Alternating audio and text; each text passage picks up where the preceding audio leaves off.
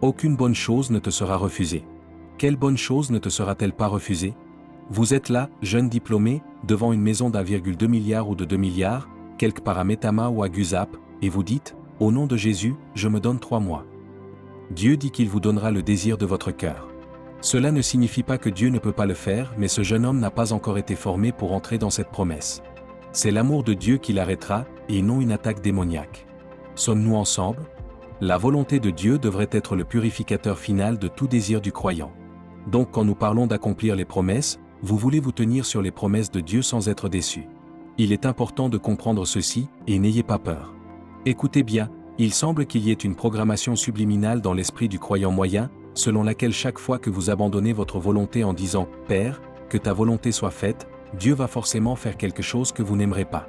Pour une raison étrange, la plupart des croyants ont peur, ils se contentent de dire « Seigneur, tu es fidèle, aide-moi seulement », et ils trouvent un moyen de contourner cela. Nous en sommes arrivés à un point où la vraie raison de cette peur, c'est que vous savez déjà que Dieu va perturber tout ce qui est charnel, tout ce qui est d'origine carnelle, parce que lorsque Dieu marche avec vous, le but est de révéler sa gloire dans votre vie, et il ne va pas poursuivre le voyage à partir d'où votre chair a commencé. Il vous ramènera en arrière et commencera son propre programme. Sommes-nous ensemble? Instinctivement, nous avons donc cette peur. Au moment où vous dites « que ta volonté soit faite », une partie de vous dit « Dieu, ne joue pas avec moi, j'ai fait tout ce chemin pour construire ce désir, ne joue pas avec moi ». Ce n'est pas parce que je dis que ta volonté soit faite que je ne veux plus ce poste à la NNPC reste mon désir, fais-le, Seigneur, fais-le. C'est pourquoi beaucoup aiment les services de miracles, ils peuvent discrètement écrire leur requête de prière en se disant que l'apôtre y pose la main, heureusement, il ne la lit pas. Ce n'est pas parce que vous avez écrit que les Égyptiens devraient vous voir aujourd'hui pour ne plus jamais vous revoir, que Dieu est lié comme un robot. Laissez-moi vous dire ceci, le croyant qui verra les promesses de Dieu se manifester dans sa vie est celui qui est mort à lui-même suffisamment pour voir la gloire de Dieu se manifester dans sa vie par sa volonté. Sa volonté. Pensez-vous que Jésus voulait mourir? Allez lire votre Bible, il nous a aimés, et il savait que l'exigence de la justice demanderait qu'il meure. Mais par lui-même, on pouvait voir sa lutte, la Bible ne l'a pas caché. Jésus, votre Jésus, on pouvait voir cette lutte. Et à un moment, il a dit, « Père, si c'est ta volonté, éloigne cette coupe de moi. » Il a dit, « Néanmoins, c'est le langage des croyants mûrs, néanmoins, non pas ma volonté, je te fais confiance. Si ce n'est pas ta volonté que je sois au Canada, en Amérique, au Royaume-Uni ?» Nous faisons parfois cette erreur, même en tant que ministre de l'Évangile, nous croyons simplement que nous sommes dans une saison d'expansion mondiale, et vous dites, je dois aller en Amérique, je dois aller au Canada, je dois aller en Chine, je dois aller quelque part, et à votre première mission, on vous enferme, et vous vous demandez, Dieu, qu'est-ce que? Et ce n'est pas de la persécution. Laissez-moi vous dire la vérité, mesdames et messieurs, je n'ai pas le temps de vous le montrer, allez lire la plupart des endroits où on a chassé Paul. Quand vous décidez et choisissez votre chemin de vie, vous portez le risque qui accompagne cette décision. Quand vous voyez des gens dont la vie semble exceptionnelle, ce n'est pas seulement parce qu'ils ont une sorte de toucher magique, c'est parce qu'ils ont appris à ne marcher que sur les sentiers conformes à sa volonté. Dites, « Père, je dépose ma volonté pour que la tienne soit faite dans ma vie. » Dites-le encore. « Père, je dépose ma volonté pour que la tienne soit faite dans ma vie. » Une fois encore. « Père, je dépose ma volonté pour que la tienne soit faite dans ma vie. » Je ferai toujours référence au moment où Dieu nous a instruit de quitter Zaria pour la saison suivante du ministère. Ce n'était pas confortable de quitter le connu pour l'inconnu. C'est une chose différente si vous échouez et que Dieu dit « déménage à Abuja ». Vous dites « merci, ma percée est arrivée ». Mais quand vous réussissez exceptionnellement bien et qu'il dit « déménage ». Alléluia. La volonté de Dieu. L'une des bénédictions de ce ministère, et je le dis en toute humilité, c'est que nous ne sommes pas pressés de copier, nous ne sommes pas pressés de faire des activités. Si Dieu ne dit pas d'aller, je reste tranquillement ici. Je préfère échouer avec Dieu que d'expérimenter ma vie selon ma propre volonté. Sommes-nous ensemble? Il est moins coûteux d'obéir à Dieu que de revenir en faisant demi-tour. Il a dit, un son de réveil.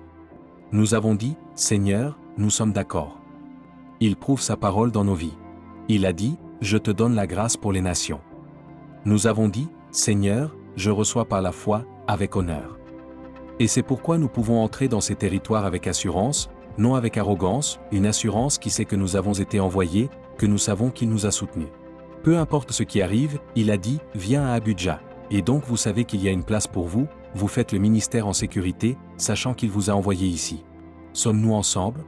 Je vous le dis avec tout le respect que je vous dois, et je remercie Dieu pour le genre de Quand nous avons commencé Kounia ici, et je dis ceci non pour flatter ni paraître arrogant, je ne réalisais pas le genre de personne riche, accomplie, de haut rang que Dieu a amené dans ce ministère.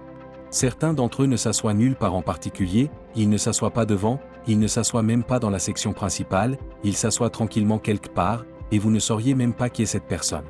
Avec le temps, j'apprends, ah, celui-ci est ceci, celui-là est cela, ce sont des possibilités qui se présentent. Et vous savez, en tant qu'homme de Dieu, sincèrement, quand vous savez que vous avez ce genre de personnes, il est très facile de vouloir en profiter et de dire, laissez-moi rassembler tous ces gens. Vous voulez dire que vous êtes comme ça et vous m'avez laissé comme ça? Non, non, non, non, parce qu'il y a un mandat, vous ne cherchez pas les gens riches, vous produisez des champions à partir de gens ordinaires. Sommes-nous ensemble maintenant? Par la miséricorde de Dieu, jusqu'à ce que Jésus revienne, personne de moyens et de capacités que Dieu a planté dans cette vision ne subira un quelconque inconvénient simplement à cause de l'endroit où Dieu l'a placé. Non, vous n'êtes pas celui qui m'a appelé. Si j'ai un problème, j'irai voir celui qui m'a appelé. S'il vous parle, c'est bien, mais mettre les gens sous pression en disant « J'ai entendu dire que vous êtes maintenant président de telle institution, vous feriez mieux de ne pas avoir l'air de ne pas savoir ce que vous devriez faire. » Non, je ne ferai jamais cela. La volonté de Dieu. Quelqu'un apprend-il? Quand vous vous tenez sur les promesses de Dieu, vous devez vous tenir sur la volonté de Dieu. Je me tiens sur la volonté de Dieu pour ma vie. Je sais que c'est la volonté de Dieu de me faire prospérer, c'est pourquoi je n'embrasserai jamais la pauvreté, quoi qu'il arrive, cela ne se discute pas. Je vous ai déjà enseigné qu'il y a deux niveaux de la volonté de Dieu, il y a une volonté générale de Dieu révélée dans l'Écriture, et il y a une expression unique de sa volonté qui est sur mesure pour votre vie et votre destinée. Si quelqu'un m'envoyait maintenant une parole prophétique en disant « Apôtre, savez-vous que ce Kounia que vous faites n'est pas dans la volonté de Dieu ?» Je ne vais même pas prier à ce sujet.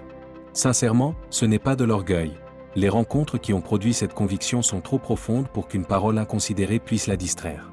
Alléluia. Mon cher ami, le pasteur Nat partageait que son désir était de devenir l'un des meilleurs trompettistes au monde et de s'y arrêter, mais Dieu avait un autre plan pour lui, il voulait autre chose pour sa vie. Il avait la capacité, mais Dieu avait quelque chose d'autre en réserve pour lui. C'est sa capacité à soumettre sa volonté qui a produit la personne que nous célébrons aujourd'hui. C'est ainsi que cela fonctionne. Le monde ne vous célébrera pas pour avoir vécu votre propre volonté, le monde ne vous célébrera pas pour avoir réalisé vos propres plans. Il y a parfois, étonnamment, des moments où la volonté de Dieu coïncide avec la vôtre, cela ne doit pas toujours être en conflit. Il y a des moments où ce que vous voulez est exactement ce que Dieu veut pour votre vie, et à ces moments-là, vous foncez à pleine puissance, avec l'assurance de savoir que vous êtes dans la volonté de Dieu. Qui apprend ce soir? À toi appartient le règne, à toi la puissance, à toi la gloire pour toujours. Amen.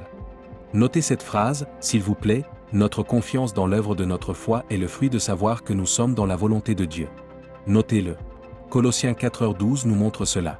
Cela signifie que la base de votre audace, lorsque vous vous tenez sur les promesses de Dieu, vient du fait de savoir que vous ne réclamez pas simplement des promesses, mais que vos promesses, vos désirs, vos attentes sont alignés, purifiés à travers le filtre de la volonté de Dieu.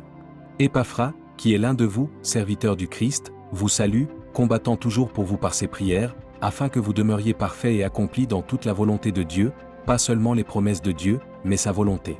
Laissez-moi être comme Épaphras et parler sur votre vie, qu'au nom de Jésus-Christ, à partir d'aujourd'hui, vous ne dirigerez plus votre vie seul, vous ne ferez plus le ministère seul, vous ne vivrez plus votre mariage seul.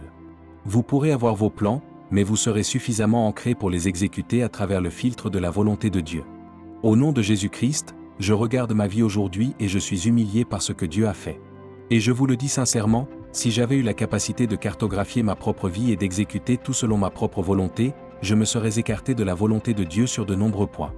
Mais grâce soit rendue à Dieu pour la sagesse de la parole, grâce soit rendue à Dieu pour la sagesse de l'esprit.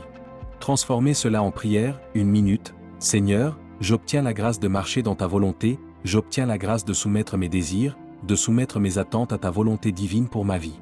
Que quelqu'un prie, je n'ai pas peur de connaître ta volonté pour ma vie ne me détruira pas, ta volonté pour ma vie ne me détruira pas. Que quelqu'un prie.